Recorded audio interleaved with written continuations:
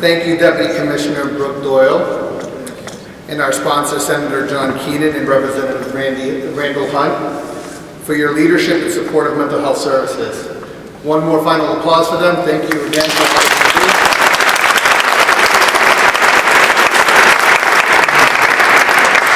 do. And Senator, your kind words will have a place in my heart. I really do appreciate what you heard from my story. Thank you. I ask that we bring our attention to the stories of those who have thrived in our services. This opportunity gives providers, colleagues, friends, and families to hear about the impact your support has had on each of our speakers. So I got to meet 2 of the 3 speakers personally, and I think their stories are remarkable.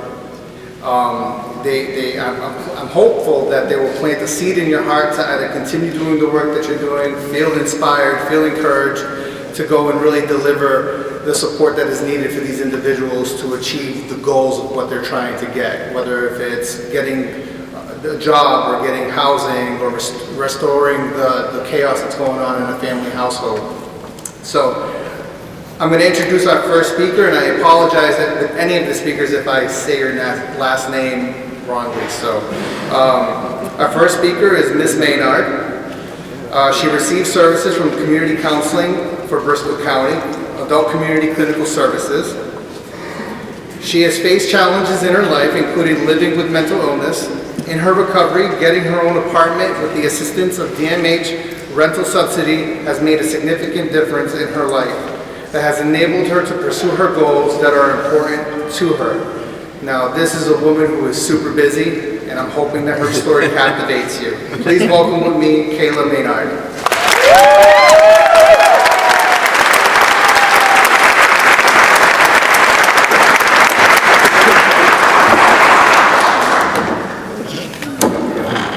Hello, everyone.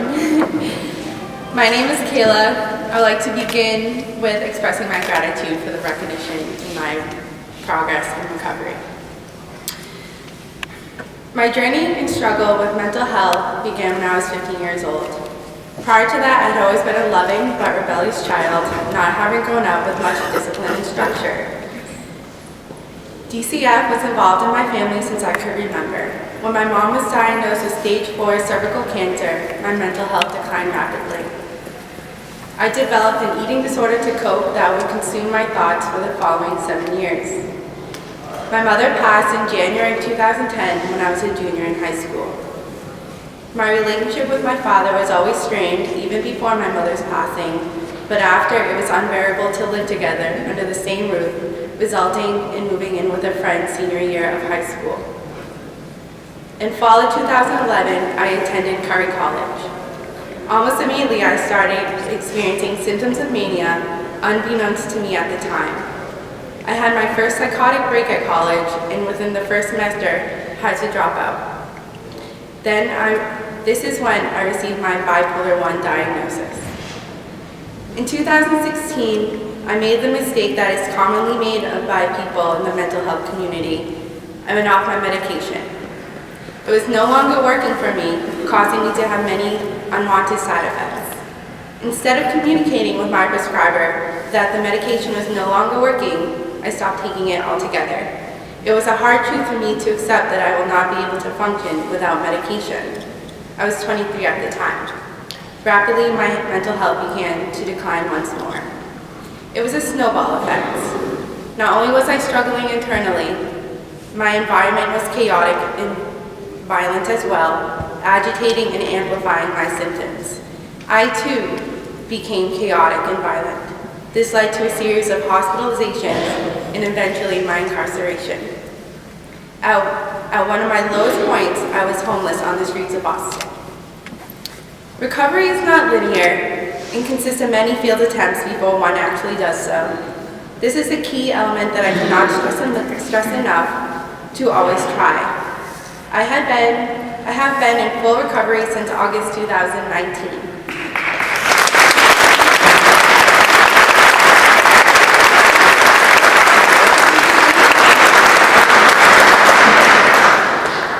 I am unrecognizable to who I was before.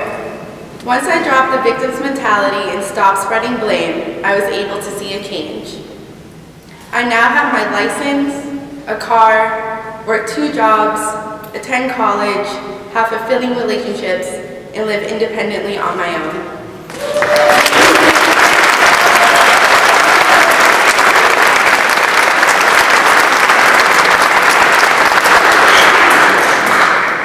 Most of all, I have a newfound respect for myself. My journey to get to this point took determination, resilience, faith, and a consistent medication regimen, and not to forget the mention to the support of ACCS and DMH. I always had a sense and belief that once there was more to achieve out of life. I was not destined to be lost and hopeless forever. The power of a positive attitude is undeniable. When my attitude changed, so did my circumstances. Bipolar left untreated is severely detrimental to the lives of those afflicted. It is a neurological mood disorder that causes rapid cycling of highs and lows, known as mania and depression. As many as one in 5 people with the diagnosis will commit suicide. According to the World Health Organization, it is the 6th leading cause of disability in the world. DMH and ACCS has supported me and been an ally in my darkest of times. They provided countless transportation to court dates, along with support in the court that would have otherwise not been there. Not once did I feel judged or less than human. Everyone has always been respectful, patient, and understanding. In December of 2019, I was informed by Lindsay, my caseworker at the time, that I had been selected to obtain independent housing. Housing has always been a huge issue for me because living at my father's was a consistent threat to my mental health and stability. When I got the news, one can hardly imagine how relieved and ecstatic I was to learn that soon I'd be living in my own apartment. It will be a year next month that I have been independently and successfully on my own. DMH has provided a safe haven, a place to heal and grow. I have come a long way and have further to go. Recovery is a lifelong commitment. I'm currently asymptomatic, which takes constant diligence and awareness. This is not to say that I don't have hard days, because I do. When these days happen, I remember to be kind and gentle with myself.